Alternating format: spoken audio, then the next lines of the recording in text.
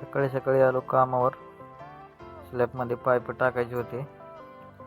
मग स्लॅबमध्ये पाईप टाकून झाले. आता स्लॅबमध्ये पूर्ण पाईप टाकून झाल्यावर दुपारून काही कामच नव्हतं. दुपारपर्यंत झालं होतं स्लॅबमध्ये पाईप टाकणं पूर्ण.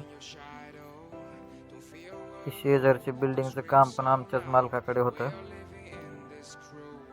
बघा हे मामा उन्हामध्ये किती इटा चढवतात, किती कष्ट करतात.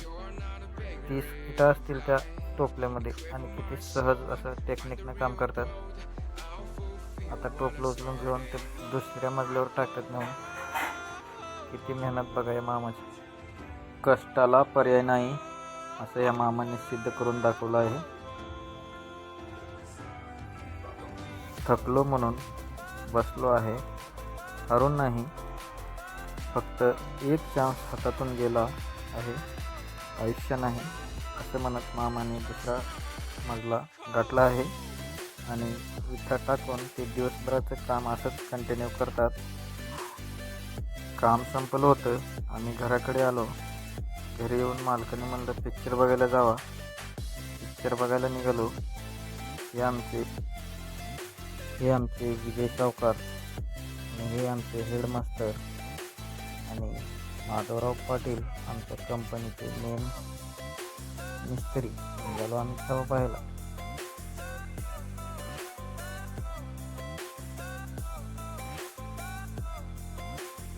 सिंगल रस्ता असल्यामुळे ट्रकवाला म्हणत होता खाली घ्या, लोड गाडी आहे.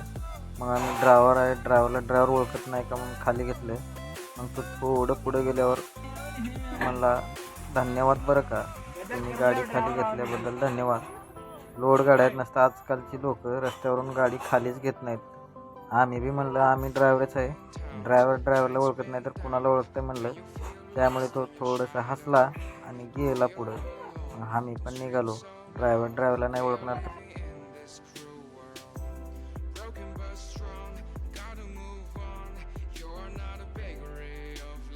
येवई जोमात, बाकी सगळे कोमात. तिकडं लोणावळ्याचं ते घाट आणि इकडं टाकळीचा हे खंडाळ्या घाट. कुठंच नाही मध्ये दुसरा घाट. आता बघा हे घाट आमचा.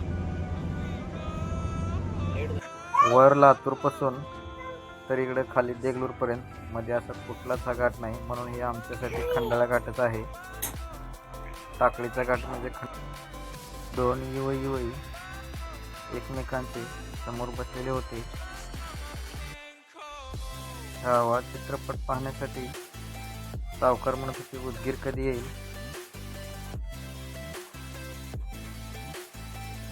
महादू पटलाची युवई पोहोचतो तुम्हाला आता लवकरच म्हणले चित्रपटाला.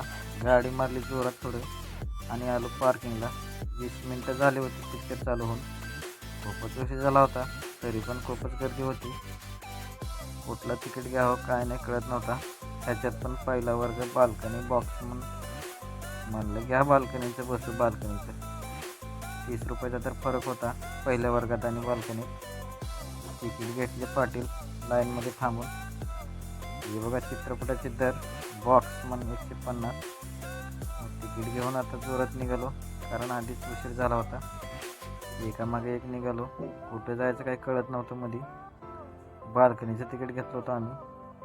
ते मला दाखवा इकडे, मी सांगतो तुम्हाला कुठं जायचं काय नाही. दिलं तिकीट त्याला. मला उजवा हात दाखवला. आल्यावर इकडे वर त्यानं घेतला अर्ध फाडून तिकीट. जावं म्हणलं इकडं वर. आल्यावर इथं पण कळत नव्हतं कुठं जावं काय नाही. बघा म्हणलं हे खोलून निघते का, इथं निघत नव्हतं. गेलं पुढं गेल्यानंतर इथं होतं.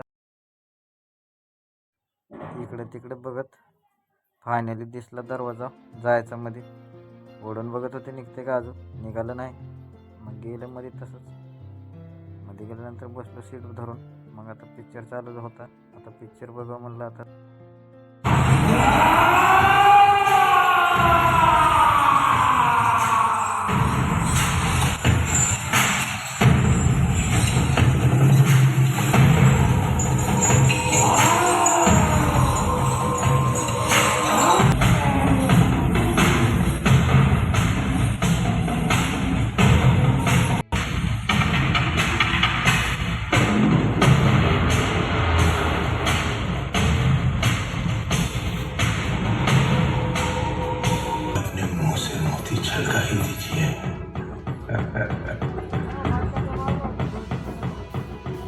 हाथी घोड़े तोप तलवारें, फौज तो तेरी सारी है, पर जंजीर में जकड़ा राजा मेरा अब भी सब पे भारी है।